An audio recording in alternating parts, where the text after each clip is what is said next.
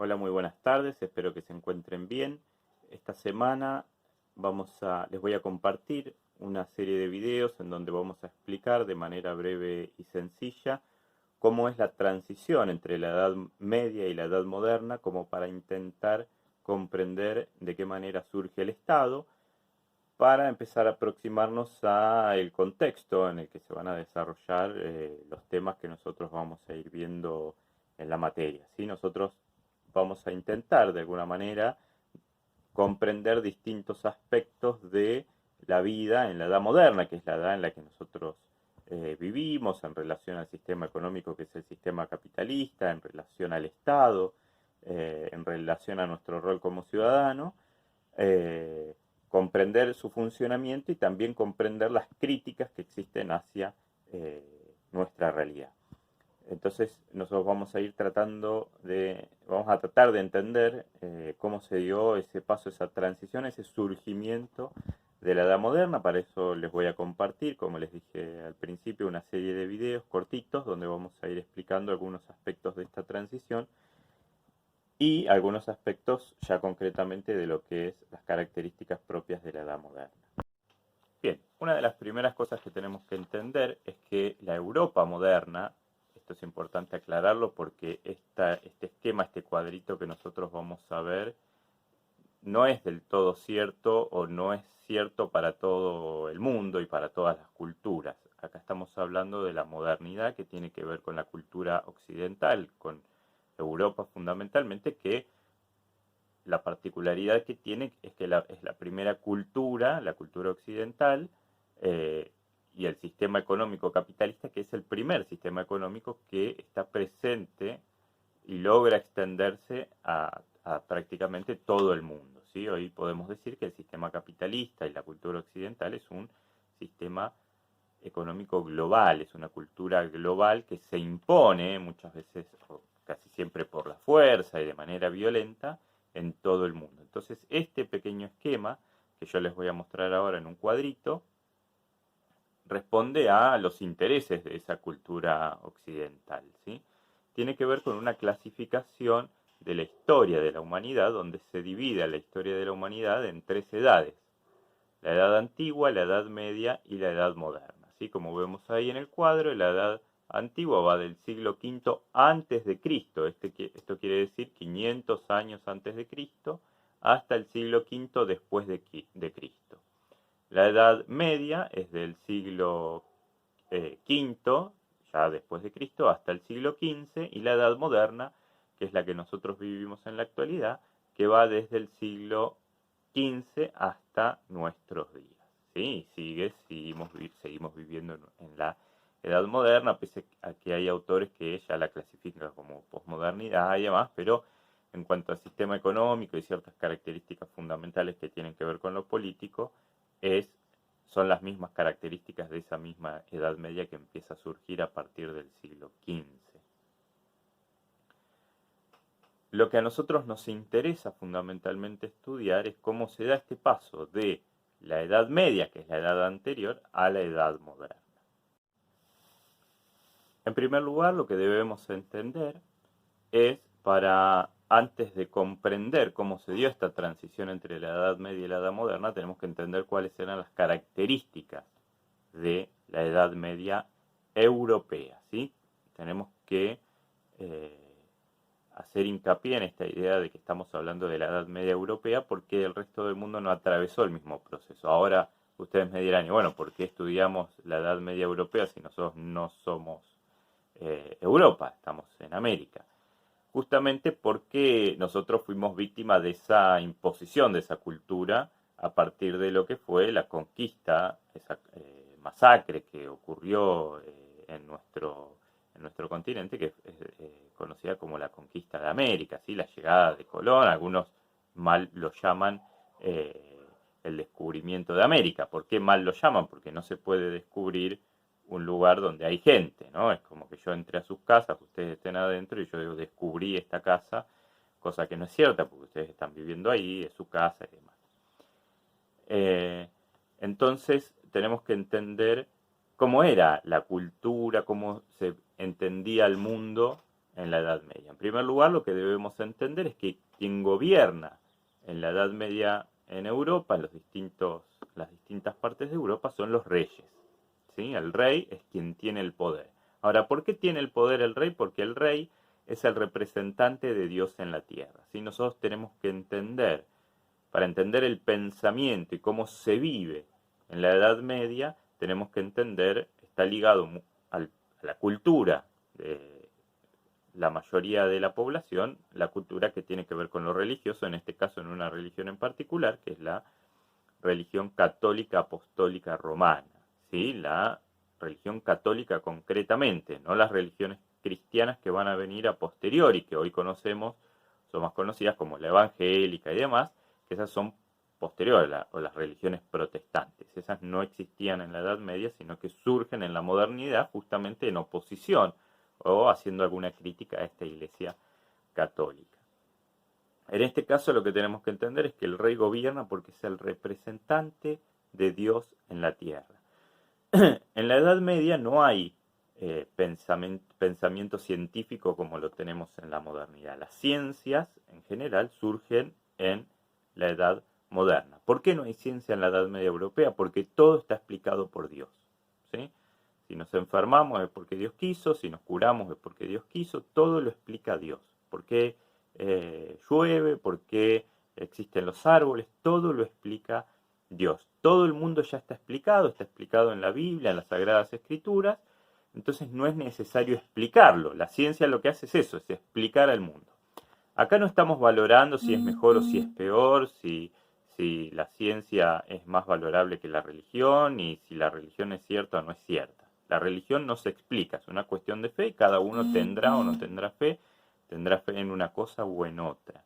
Eso no está en discusión en la materia, eso es algo de cada persona. Pero sí nosotros tenemos que entender cómo pensaba y cómo vivía la gente en la Edad Media. Y vivía mediante el mandato divino. La mayoría de la población era campesina. ¿Qué quiere decir esto? Que eran campesinos que vivían de trabajar la tierra. Y vivían de una manera muy austera. ¿Qué quiere decir austero? Con lo justo y lo necesario. Ni más ni menos. Y ustedes dirán, bueno, pero eso porque eran, de alguna manera eran pobres, porque vivían apenas con lo justo. Y ustedes dirán, bueno, pero habrán querido progresar y no habrán podido porque el rey les imponía tal o cual cosa. Ustedes piensan que el rey era uno solo y el pueblo eran muchos.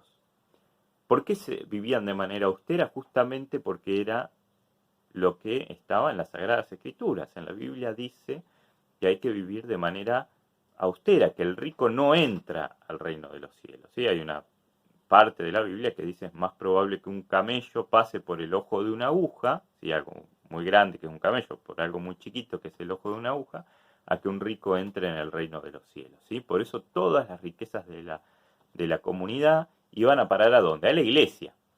¿Sí? Por eso encontramos iglesias medievales con mucho oro y demás. Justamente porque ahí iban las riquezas de la comunidad. No a el individuo, sino a allí donde estaba lo sagrado. Entonces la gente vivía de manera austera. El campesino trabajaba la tierra, que ¿a quién le pertenecía la tierra? Al rey. El rey era al rey y a la iglesia. El rey era el propietario de la tierra y el campesino la trabajaba. ¿Sí? Vivía ahí, no tenía opción el campesino. Nació en la tierra y se iba a morir. No había movilidad social. Así como no tenía opción el campesino, tampoco tenía opción el rey. El rey no podía decir, yo no quiero ser rey. Te tocó ser rey, punto. Es un mandato divino. Ir en contra de eso era ir en contra de Dios. Si te tocó ser campesino, no podés ir en contra de eso porque es ir en contra de Dios. Entonces, la vida era bastante austera, se vivía con lo justo y lo necesario. El campesino producía, pero la particularidad de la Edad Media, yo en otro video les voy a compartir un pequeño cuadro para entender la economía en la Edad Media, era que lo que se producía en esas tierras que no le pertenecían al campesino, le pertenecían al rey, pero lo que se producía sí le pertenecía al campesino. ¿Sí? Si yo trabajo hoy en una fábrica, no sé, trabajo fabricando sillas, las sillas no me pertenecen, le pertenecen al dueño de la fábrica. En este caso, en la Edad Media, si yo trabajo la tierra, la producción es mía. La tierra es del rey, la producción es mía. Ahora, por usar esa tierra que le pertenece al rey, yo debo pagar un impuesto, debo retirar un porcentaje de mi producción, de todo eso que yo produje para poder vivir, debo apartar un porcentaje y se lo debo entregar al dueño de la tierra, que puede ser, insisto, el rey o la iglesia. ¿Sí? La mayor parte de las tierras eran del rey, pero la iglesia tenía algunas tierras también de su propiedad. Haciendo un paréntesis en relación a este análisis que estamos haciendo, este intento de comprender este mundo medieval, volvamos al cuadrito que les compartí hace un rato acerca de la división de la historia de la humanidad en distintas edades. Vamos a hablar un poquito brevemente de la Edad Antigua. Lo que sucede en la Edad Antigua, en primer lugar, la historia de la humanidad surge algunos siglos antes de Cristo, ¿sí? Nosotros, como saben, nosotros contamos los años a partir del nacimiento de Cristo. Nosotros hoy estamos en el año 2020, eso quiere decir que hace 2020 años nació Cristo. Eso no quiere decir que antes de Cristo no existía la humanidad.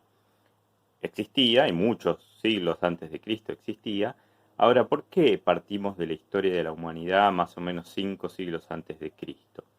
¿Antes no había humanidad? Sí, había humanidad desde hace muchísimos, miles y miles de años. Piensen que América, el territorio americano, comienza a poblarse hace aproximadamente unos 40.000 años. ¿Qué pasaba antes? No había historia. ¿Sí? ¿Por qué no había historia? Porque la historia surge a partir de que empieza a aparecer dentro de las comunidades, dentro de la sociedad, la escritura. ¿Sí? La historia es el estudio del pasado a través de los registros escritos. Entonces, para que haya historia, tiene que haber escritura. Por eso, la historia de la humanidad surge más o menos hace 2.500, 3.000 años. La Edad Antigua en esta clasificación se da entre el siglo V antes de Cristo y el siglo V después de Cristo, y quienes protagonizan de alguna manera esa historia para Occidente y para Europa son los griegos, ¿no? La Grecia clásica, que es donde surge la filosofía. ¿Por qué digo para los europeos? Porque para los griegos clásicos de hace 2500 años la filosofía no había nacido en Grecia, como dicen los europeos en la modernidad, sino que había nacido en Egipto, ¿sí? Pero como Europa lo que necesita es imponer un tipo de cultura, inventan una historia donde los protagonistas son los europeos y no los africanos.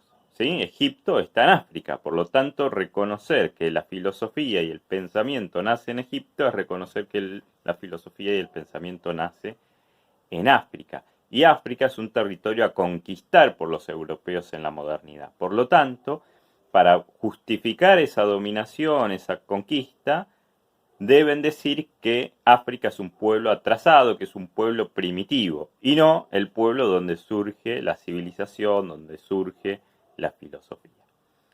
¿Qué es la filosofía? ¿Qué hace un filósofo? El filósofo lo que hace es preguntarse el porqué de las cosas. ¿El porqué de qué cosas? Bueno, absolutamente de todo. ¿Sí? El filósofo se pregunta acerca de las plantas, acerca de la política, acerca de la astronomía. La misma persona, no sé, hay filósofos que escribieron, no sé, Aristóteles escribió sobre botánica, escribió sobre política, escribió sobre economía, escribió sobre un montón de cosas la misma persona, ¿sí? El filósofo se pregunta el porqué de absolutamente todas las cosas. Esto que surge en la antigüedad, de alguna manera, tiene su fin en la Edad Media, no su fin en el sentido de que dejamos de pensar, sino que ya no existe la filosofía como la Edad Antigua acerca de los individuos de la sociedad preguntándose el porqué de las cosas, sino que la religión empieza a dar respuestas a esas preguntas, ¿sí? Es Dios el que explica todo. Europa es quizás durante la Edad Media una de las regiones más pobres y atrasadas del planeta. Esto no impide que los primeros siglos, la primera etapa de la Edad Media Europea, transcurra sin mayores conflictos. El rey gobierna como representante de Dios en la tierra, los campesinos producen, generan la riqueza que va a sustentar y sostener a la población, a la gente de los reinos, y las crisis o los problemas quizás están dados con cuestiones que tienen que ver con lo climático, alguna sequía, lluvias excesivas que puedan llegar a, de alguna manera, echar a perder la producción. Eso marcaba una crisis, ¿sí? Si no se produce, no hay recursos para satisfacer las necesidades. ¿Cuándo se empieza a complicar la cosa? ¿Cuándo la cosa empieza a cambiar? Eh, Como les decía, Europa era un territorio bastante apartado del resto. De hecho, durante algunos siglos estuvo sitiada, estuvo amurallada por los turcos, sufrió invasiones de los musulmanes. Eh, los musulmanes tienen, por ejemplo, presencia en lo que actualmente es España hasta el siglo XIV, ¿no? Casi hasta el fin de la Edad Media. ¿Cuándo empieza a haber conflictos en Europa durante la Edad Media? Cuando empieza a recibir ataques, ¿sí? Invasiones de pueblos, los que ellos llamaban pueblos bárbaros, ¿sí? Un ejemplo de estos pueblos bárbaros pueden ser los vikingos. Los vikingos, que es un pueblo eh, que parte de su economía la basaban en el saqueo, en el ataque a otras comunidades para obtener sus recursos, empiezan de alguna manera a enfrentarse a estos sectores de Europa medieval y empiezan a saquear. Ahora, ¿qué pasa cuando eh, comienzan saqueos o estas invasiones de estos pueblos eh, extranjeros? Em, Se empieza de alguna manera a diseñar en la Edad Media algún tipo de defensa, algún tipo de eh, estrategia para evitar que te vengan a saquear. En la Edad Media, al comienzo de la Edad Media, no existía policía como existe en la actualidad, no existía ejército, no existía nada. ¿Por qué? Porque no era necesario. En primer lugar, lo que controlaba las acciones individuales, o sea, lo que mantenía un orden dentro de la sociedad era la moral religiosa, ¿sí? Dios era mucho más efectivo que cualquier cámara de seguridad o que cualquier vigilante. Dios está en todos lados y todo lo ve. Entonces, como la sociedad tiene bien en claro qué cosas son pecado y qué cosas no son pecado, de alguna manera esa regulación está dada por esa ética y esa moral. Como la mayor parte de la población tiene fe y realmente cree en eso, realmente cree en una vida después de la muerte, realmente cree en lograr la felicidad en el cielo, otra cosa que cabe aclarar de la cultura de la Edad Media en Europa es esto, ¿no? Tiene que ver con que uno no viene al mundo a disfrutar, sino que venimos al mundo según la religión católica medieval, ¿no? Después la religión va teniendo sus cambios, pero en la Edad Media se creía que uno venía a padecer, que uno venía al mundo a pagar por el pecado original. Por lo tanto, había que vivir de manera austera y con un fin no de placer y de disfrute, sino con un fin reproductivo. De hecho, por eso se condena el sexo. Hoy en día la Iglesia Católica, por ejemplo, condena el uso del preservativo, porque el preservativo se utiliza para tener relaciones sexuales por placer y no con un fin reproductivo. Entonces esto también va siendo a una moral que es totalmente distinta a la moral moderna, es diferente a como nosotros vemos el mundo en la actualidad. Por eso es difícil ponerse en el lugar de aquellos que vivían en la Edad Media para comprender cómo se organizaba, porque nosotros fuimos de alguna manera criados en una cultura que es totalmente diferente. En la Edad Media lo material no tiene importancia, el disfrute, el gozo no tiene lugar porque es pecado, por lo tanto, el orden, se da un orden dentro de la sociedad gracias a estas, eh, eh, de alguna manera, reglas que están impuestas por la religión. Ahora, ¿cómo hago para defenderme de estas invasiones? Hay que formar de alguna manera un ejército que no tiene como fin lograr un orden interno, sino el fin es defenderse de los ataques externos. Estos ejércitos son los que ustedes conocen o habrán visto en películas y demás, como los caballeros, ¿no? Esos que están con las armaduras y demás durante la Edad Media. Antes existía el rey y los campesinos. Cuando empiezan a haber estas invasiones, el rey lo que hace es, acá hay un pequeño gráfico, es dividir su reino en distintos, ahí no se entiende mucho la letra, pero dice señor feudal, ¿sí? Cada cuadradito tiene un señor feudal diferente, pero todos los señores feudales están dentro del reino, o sea, todos responden al rey. Lo que hace el rey es repartir las tierras en los señores feudales. Estos señores feudales van a empezar a cobrar impuestos a los campesinos que viven en su territorio, y con esos impuestos, con esos recursos, van a formar un ejército. ¿Sí? El ejército no produce. El ejército, a los caballeros que nos van a proteger, hay que darle de comer.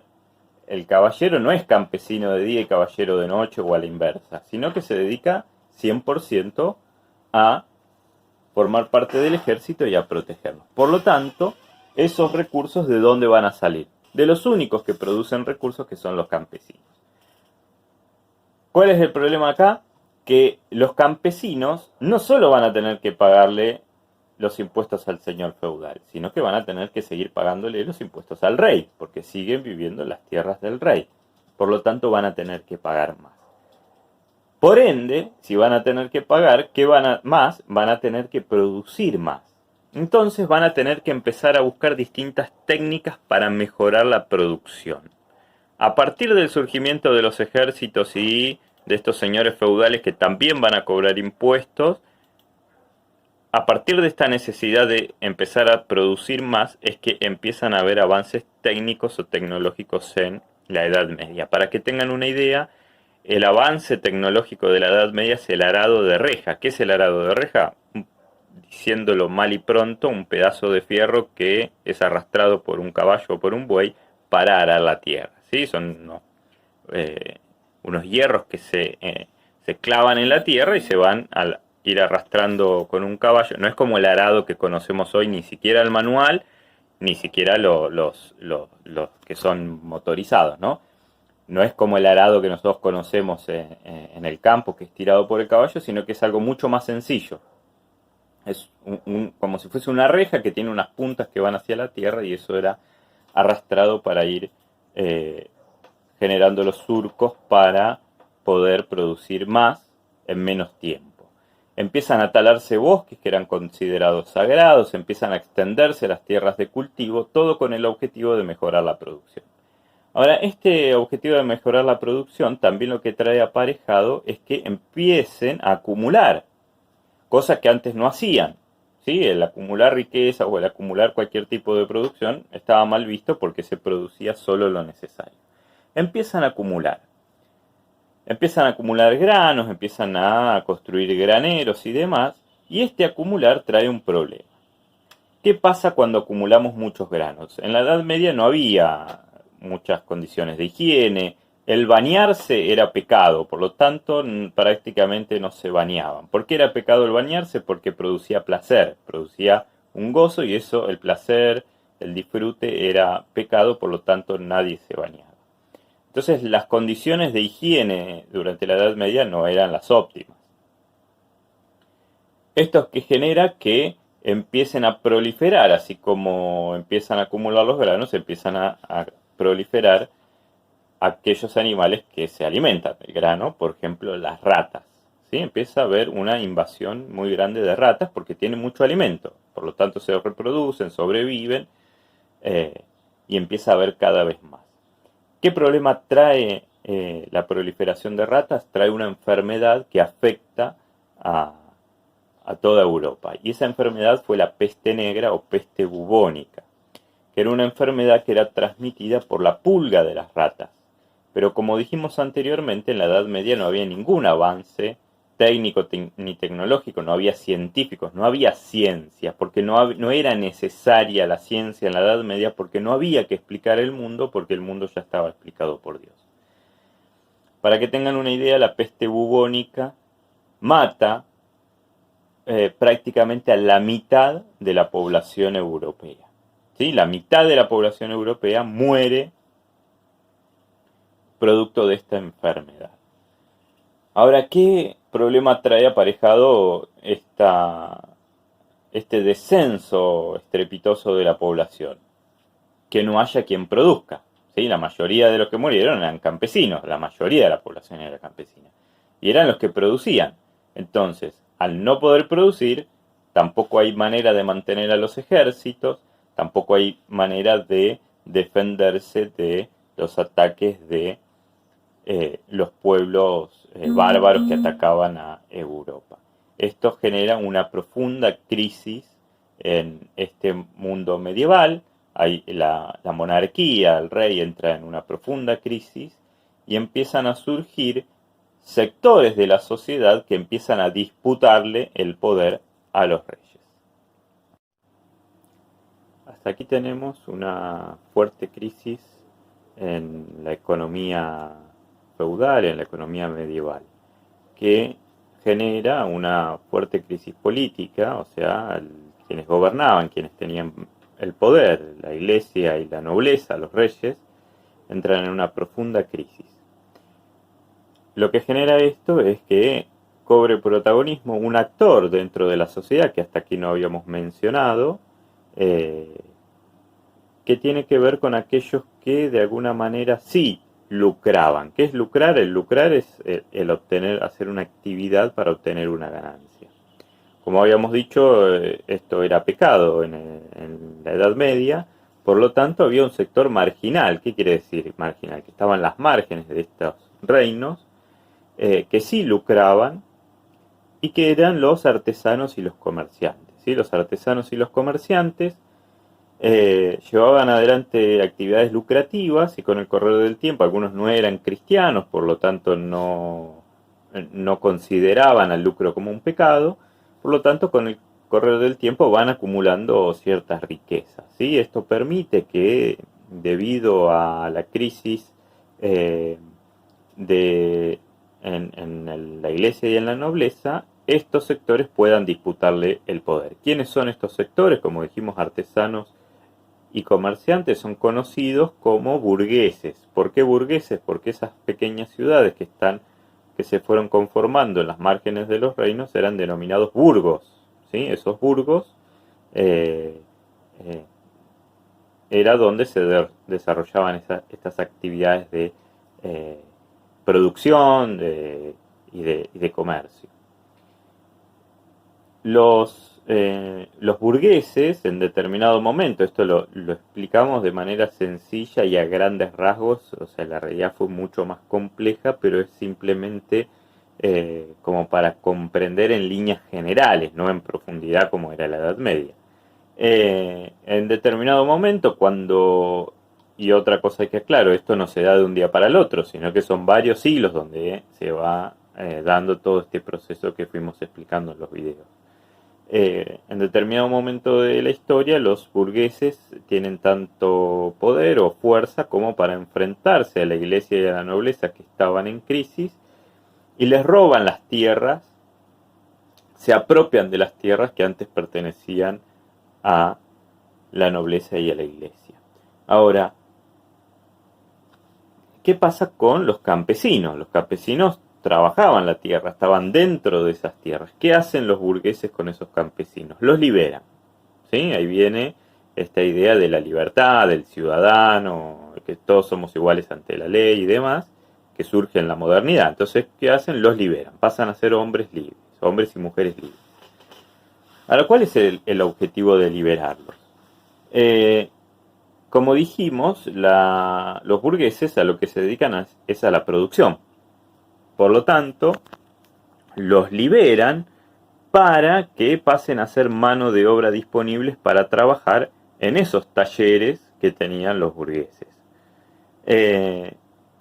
que esos talleres empiezan a crecer, empiezan a producir cada vez más, los burgueses quieren obtener cada vez más lucro, cada vez más ganancia, por lo tanto se empiezan a transformar en fábricas, ¿sí? De ahí viene la revolución industrial, que de alguna manera es un punto importante para dar inaugurada la edad moderna, ¿sí? Dejar de depender de una economía de uso, de una economía campesina. Después en el último video ya les voy a explicar la diferencia entre la economía capitalista y la economía medieval, para pasar a una economía de producción.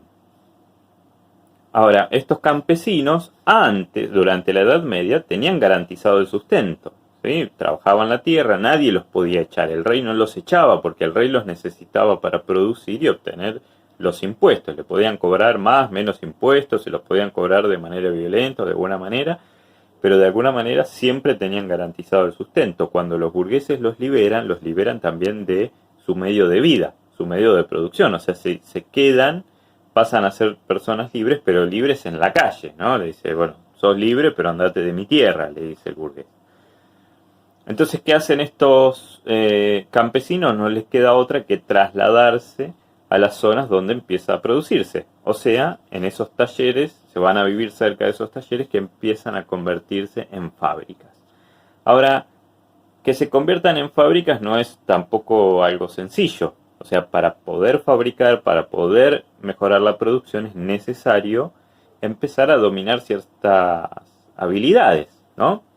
Por ejemplo, para inventar la máquina de vapor, que era lo que de alguna manera caracterizó la primera revolución industrial, es necesario tener un conocimiento acerca de cómo manejar los metales, cómo reaccionan determinadas sustancias a determinados procesos, cómo es el tema del vapor, la presión y todo lo demás.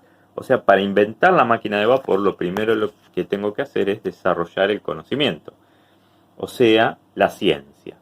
Nosotros habíamos dicho que la filosofía, el filósofo se preguntaba el porqué de las cosas y trataba de entender la totalidad del mundo. Los burgueses retoman con esa filosofía de la antigüedad, pero de alguna manera empiezan a necesitar que el filósofo o que el pensador no se encargue de todo, sino que se encargue de algo en particular. ¿Para qué? Para que sea especialista. Y ahí surge de la filosofía cada una de las ciencias, ¿sí? Va a necesitar que alguien se dedique a la química, que alguien se dedique a la matemática, que alguien se dedique a la ingeniería, todo para mejorar la producción. Va a incorporar mano de obra, o sea, va a incorporar esos trabajadores, esos campesinos que quedaron sin medio de sustento, van a empezar a convertirse en obreros en las fábricas. Ahora, si ese trabajador se enferma, el burgués lo que necesita es que vaya todos los días a trabajar, entonces también va a aparecer como necesidad para este desarrollo capitalista la medicina. Todas las ciencias van a ir cumpliendo una función para mejorar y desarrollar esta producción que van a llevar adelante los burgueses.